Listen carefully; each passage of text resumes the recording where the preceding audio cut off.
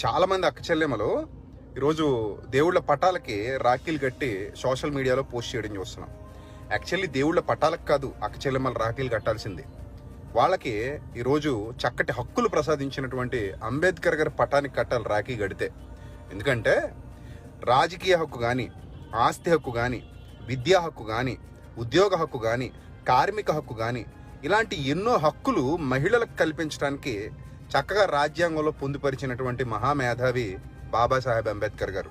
మనుధర్మ శాస్త్రం ప్రకారంగా స్త్రీని ఎందుకు పనికిరాని వస్తువుగా చిత్రీకరించినటువంటి దుర్దినాల్లో ఆమెకు ఒక కొత్త జీవితాన్ని ప్రసాదించినటువంటి అంబేద్కర్ గారే నిజమైన అన్నయ్య అని ప్రతి ఒక్కరు గుర్తించాలి.